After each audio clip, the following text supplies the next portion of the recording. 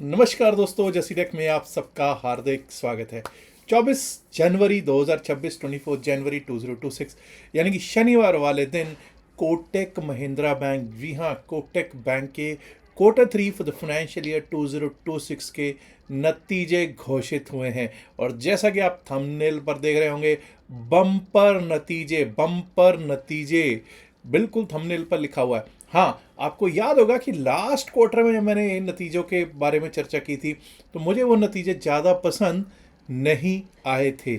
मुझे पसंद आए या नहीं आए, लेकिन मार्केट को वो नतीजे पसंद आए थे। हालांकि उन नतीजों में कुछ ऐसा था नहीं, आज भी मैं उस चीज़ पे कहता हूँ, लेकिन मार्केट ने अगले दिन सलामी दी थी कोटक बैंक के नतीजों पर। ट्रेडर्स ने सलामी दी थी कोटक बैंक के नतीजों पर। तो कम से कम उससे तो बेहतर ही नतीजे आ रहे हैं, इसलिए मैं इन नतीजों को कहता हूं कि बम्पर नतीजे आए हैं।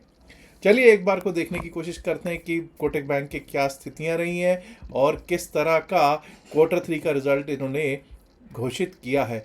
मैं उसके लिए मदद ले रहा हूँ economic Times, the Economic times जो पेपर है उसकी मदद ले रहा हूँ। द इकोनॉमिक टाइम्स की हेडलाइंस क्या है? Kotak Mahindra bank Q3 result, stand loan profit after taxes rises 4% year on year.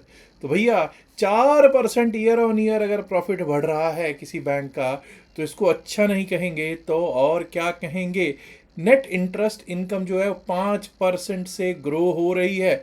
बहुत शानदार जानदार साइनॉप्सिस अगर हम देखते हैं तो भाई सॉलिड फाइनेंशियल परफॉर्मेंस दी है थर्ड क्वार्टर में 2026 फिस्कल ईयर में। कुछ लोग कहेंगे साहब ये फिस्कल ईयर क्या होता है? फिस्कल ईयर होता है 1 अप्रैल से लेकर 31 मार्च तक। जो फाइनेंशियल ईयर है, जो टैक्सेशन के लिए यूज़ होता है या फाइनेंशियल्स के लिए यूज़ होता है, उसको हम कहते हैं फिस्कल ईयर। और फिस्कल ईयर 2026 का थर्ड क्वार्टर जो कि होता है सितंबर के बाद अक्टूबर, नवंबर, दिसंबर, 3 महीने उनके ये नतीजे हैं। और इन 3 नतीजों में ईयर ऑन ईयर प्रॉफिट अगर देखें, नेट प्रॉफिट क्लाइंब कर गया है 4%, 3,446 करोड़ पर। और जो ग्रोथ है वो उसको कौन सपोर्ट कर रहा है? नेट इंटरेस्ट इनकम 5% की, जैसा कि ऊपर ही मैंने आपको बताया है, जो कि पहुंच गई है 7,565 करोड़, 7,565 करोड़ पर। अब अगर हम इस न्यूज़ आइटम को आगे पढ़ें और देखें कि क्या सिचुएशन चल रही है तो हमको ये समझ में आना चाहिए कि इस बार 5% year on year net interest income 7,565 crore बिल्कुल हुई है। पिछली बार से अगर इसको कंपेयर करें Q3 for the financial year 25, यानी कि करॉस्पॉन्डिंग क्वार्टर जो था पिछले साल का, उसमें ये नेट इंटरेस्ट इनकम जो कोटक बैंक ने कमाई थी वो थी सिर्फ 7,196 करोड़, 7,196 करोड़। सिक्वेंशियली भी अगर आप देखेंगे Q2 जो पिछले क्वार्टर से इस बार में क्या फर्क है? 3% ऊपर है। पिछली बार 7,311 करोड़ का नेट इंटरेस्ट इनकम था, जो इस बार बढ़ के आपके सामने है 7,565 करोड़, 7,565 करोड़ का हो गया है दोस्तों। अब जरा हम लोग अगर देखें, consolidated profit after taxes came in at 4,924 crore, marking a 5% year on year increase. 10% sequential rise है, बिल्कुल अच्छी बात है। अब साहब सबसे बड़ी कहानी मैं हमेशा कहता हूँ नेट इंटरेस्ट मार्जिन पे होती है। नेट इंटरेस्ट मार्जिन जो हैं पिछली बार थे Q3 for the financial year 25 में थे 4.93%। नेट इंटरेस्ट मार्जिन पे हिट पड़ी है, मार पड़ी है, जो कि अब रह गए हैं 4.54%। नेट इंटरेस्ट मार्जिन क्या होते हैं साहब? NIM। सारी कहानी नेट इंटरेस्ट मार्जिन पे है, सारी कहानी ही नेट इंटरेस्ट मार्जिन पे। अभी कितने मार्जिन पे काम हो रहा है? जो ले रहा है बैंक वो कितने पे ले रहा है, और जो किसी को लोन दे रहा है वो किस मार्जिन पे, किस ब्याज पे, ब्याज दर पे दे रहा है, उसका जो डिफरेंस होता है, बेसिकली अगर मैं बिल्कुल देसी तरीके से समझाऊं तो उसको कहते हैं हम NIM। और यहाँ पर फ्लैट दिख रही है पिछले क्वार्टर और इस क्वार्टर में भी सिक्वेंशियली फ्लैट एट 4.54% दिखाई दे रहा है।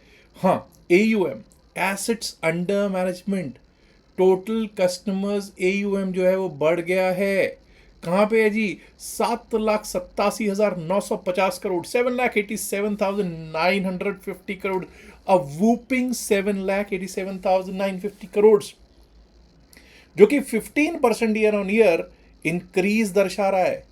क्यों भाई? क्योंकि पिछले साल 6,85,134 करोड़ पर यही फिगर दिख रही थी, 6,85,134 crore a year earlier. Domestic mutual fund AUM भी राइज किया है 20% ईयर ऑन ईयर। यानी कि भाई म्यूचुअल फंड्स में डोमेस्टिक एमएफ का एयूएम जो है अगर राइज कर रहा है तो ये कुछ और भी इंडिकेट करता है। आप समझिए कि ये क्या इंडिकेट कर रहा है?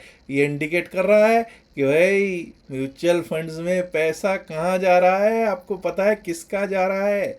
तो यहाँ पर म्यूचुअल फंड्स में लोग इन्वेस्टमेंट्स ज़्यादा कर रहे हैं, अच्छी बात है।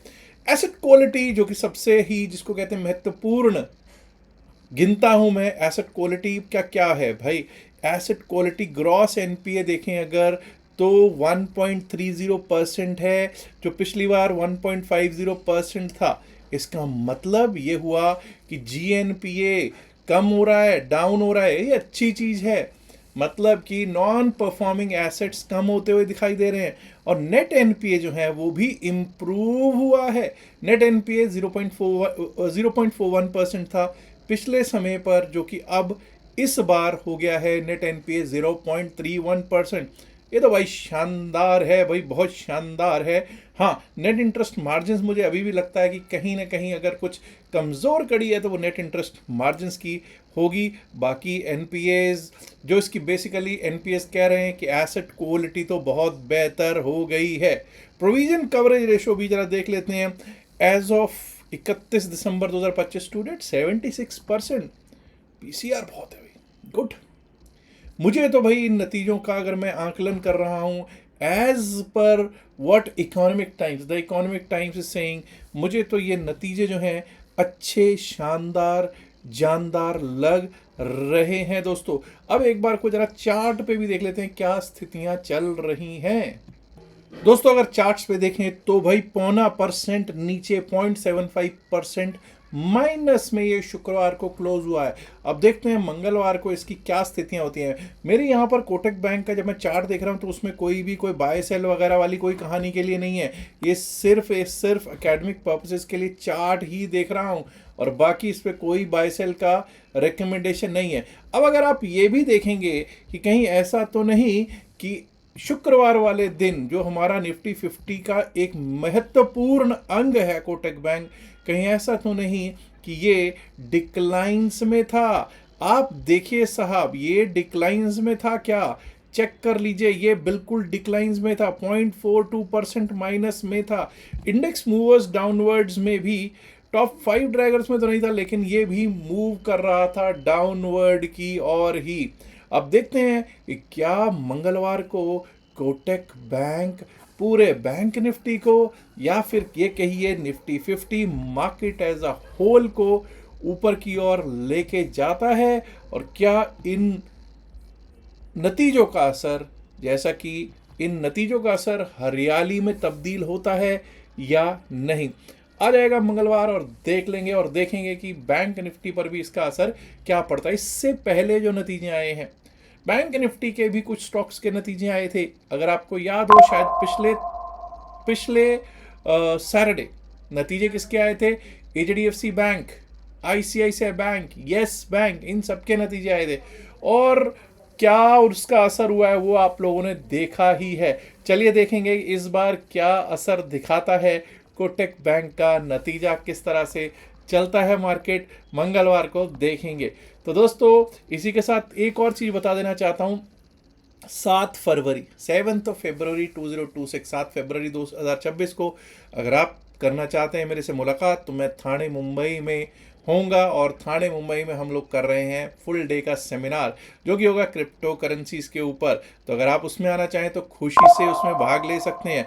उसका कोई चार्ज नहीं है, हमारा कोई चार्ज नहीं है और सिर्फ उसमें यही है कि हमारे लिंक से आपका अकाउंट होना चाहिए। अगर आपका अकाउंट नहीं है तो आज भी आप अकाउंट खुलवा सकते हैं। Description of the video, pin message of the video में लिंक दे रखा है डेल्टा एक्सचेंज का भी और कॉइन DCX का भी। अकाउंट खोलने के बाद स्क्रीनशॉट डाल दीजिएगा जो नंबर वहाँ दे रखा है और आपको एंट्री मिल जाएगी सेमिनार में, फ्री सेमिनार में। वहाँ अरेंजमेंट लंच का भी किया गया है। याद रखिएगा जो भी बातचीत इस वीडियो में की गई है सिर्फ और सिर्फ एकेडमिक पर्पज से की गई। इसका बायसेल की सलाह से कोई लेना देना नहीं है। बायसेल की सलाह के लिए आप अपने फाइनेंशियल एडवाइजर से बात कीजिएगा। उम्मीद करता हूँ आपको ऑलरेडी वीडियो को लाइक कर चुके हो, कि नहीं किया तो लाइक कीजिए, शेयर कीजिएगा इस वीडियो को अपने दोस्तों के साथ। दोस्तों अगर आपने अभी तक सब्सक्राइब नहीं किया इस चैनल को तो जैसे तक चैनल को सब्सक्राइब करना तो बनता है ना।